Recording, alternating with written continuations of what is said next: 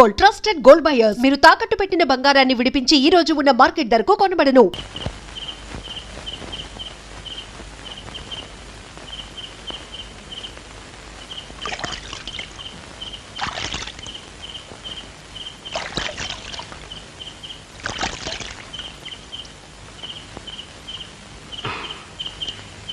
తీసుకువెళ్ళడానికి వచ్చావా తమ్ముడు?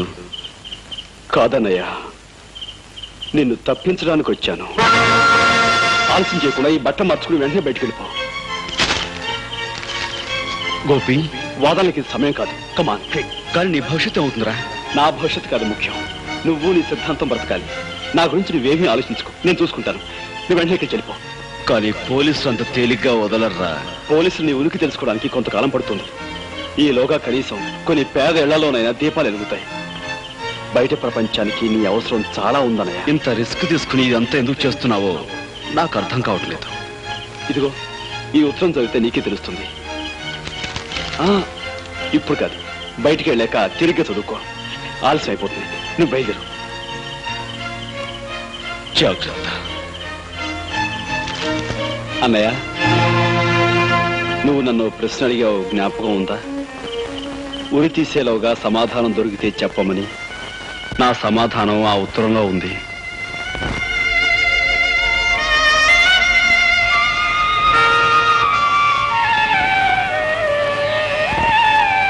జాతస్య హి ధ్రువో మృత్యుః ధ్రువం జన్మమృతస్య చ తస్మాదపరిహార్యేర్థే నత్వం శోచితుమర్హసి నత్వం శోచితుమర్హసి.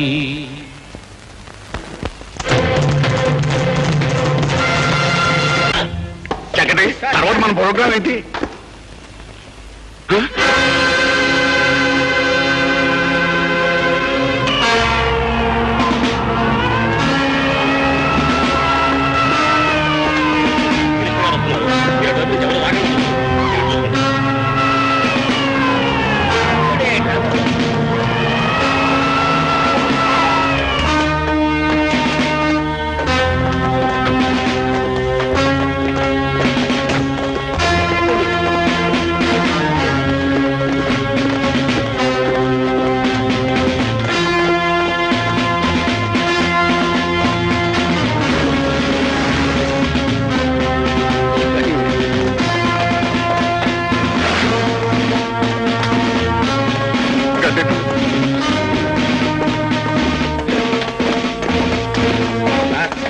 మీరేం భయపడకండి. రోమైనా సరే పోలీసు వేషంలో వస్తే తప్ప తమని కొట్టలేదు.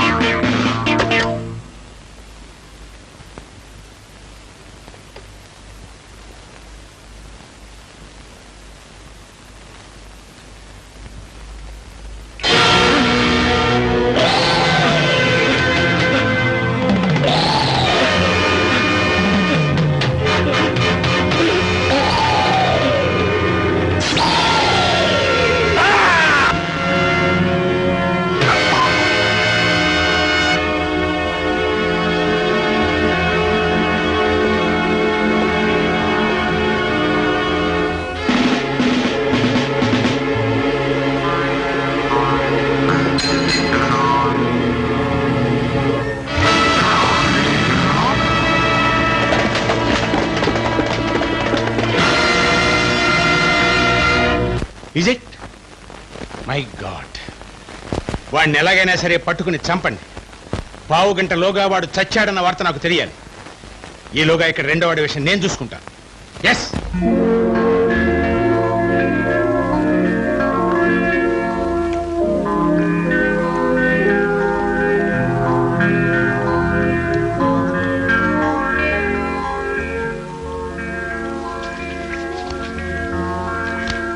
మనుష్యులు పుడుతూ ఉంటారు, పోతూ ఉంటారు. కానీ మానవ జాతిని ముందుకు నడిపించే సిద్ధాంతం మాత్రం ఎప్పుడూ బ్రతికే ఉంటుంది. నువ్వు నమ్మిన సిద్ధాంతాన్ని ఈ ప్రపంచానికి తెలియజేయడానికి నువ్వు బ్రతికుండాలి. ఈ లోకానికి నువ్వు కావాలి. కాకపోతే చట్టం గండ్రగొడ్డలి చచ్చిపోయాడని నమ్మితేనే నీ కోసం ప్రయత్నించకుండా ఉంటుంది. అందుకే గండ్రగొడ్డలిలా నేను ఉరికమ్మో ఎక్కబోతున్నాను.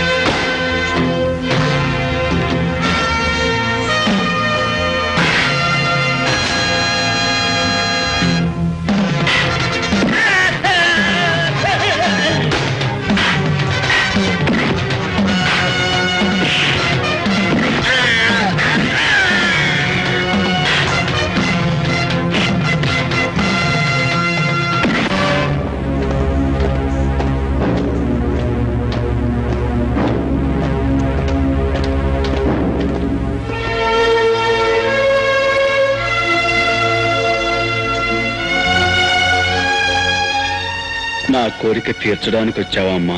అవును బాబు, ఎంతో కాలంగా నువ్వు అడుగుతున్న కోరికను ఈ రోజు తీరుద్దామని వచ్చాను.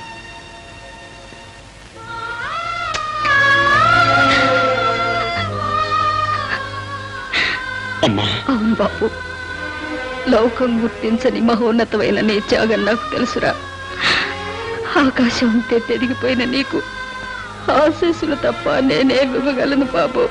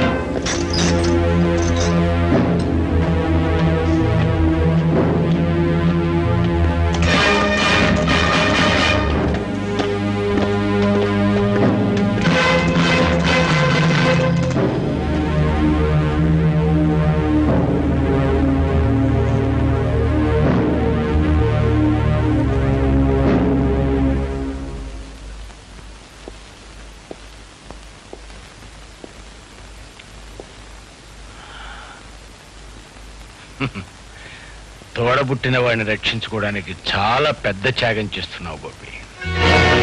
కాకపోతే నువ్వు చేస్తున్న ఈ త్యాగం వృధా. ఎందుకంటే నువ్వు రక్షించి బయటికి పంపించిన నీ అన్న మేము ఏర్పాటు చేసిన రౌడీల చేతుల్లో ఈ పాటికి చచ్చుంటాడు. నువ్వు ఇప్పుడు ఇక్కడ చట్టం చేతిలో చావబోతున్నావు.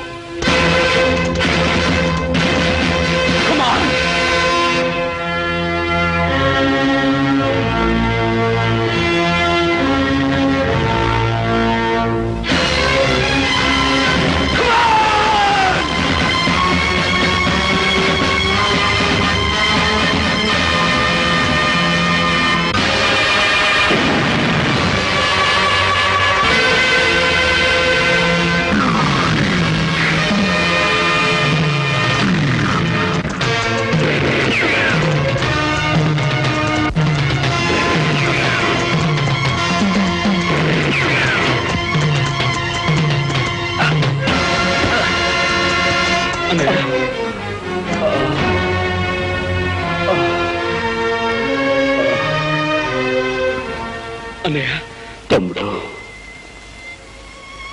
అన్నయ్య తమ్ముడు, హిమాలయాల కంటే ఎత్తుగా ఎదిగిపోయిన నీ వ్యక్తిత్వం చూసి నాకే చేతులెత్తి నమస్కరించాలనిపిస్తోందిరా. అన్నయ్య, అన్నను బ్రతికించుకోవడం కోసం ఉద్యోగాన్ని బలిపెడుతున్నావు అనుకున్నానే గాని సిద్ధాంతాన్ని బ్రతికించుకోవడం కోసం ప్రాణాలు త్యాగం చేస్తున్నావు అనుకోలేదురా. అన్నయ్య తమ్ముడు, ఏ క్షణమైతే నువ్వు ఉరుకంబానికి భయపడటం మానేశావో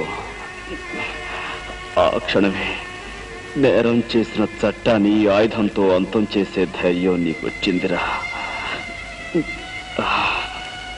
వెళ్ళు తమ్ముడు, నువ్వు విజయం సాధిస్తావనే నమ్మకం నాకుందిరా.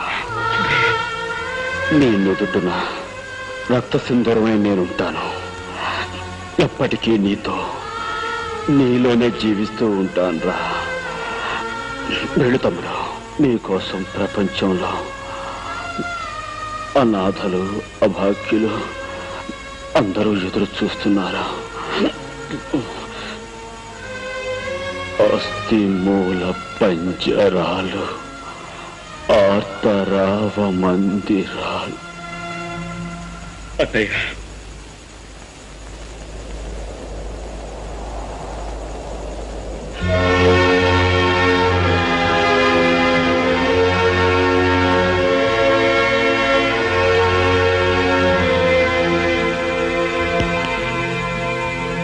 జరిగింది దుష్ట శిక్షణ అయినా, గోపి చేసింది న్యాయమైన, చట్టాన్ని తన చేతిలోకి తీసుకోవడం నేరమే కనుక గోపి శిక్ష అనుభవించక తప్పదు.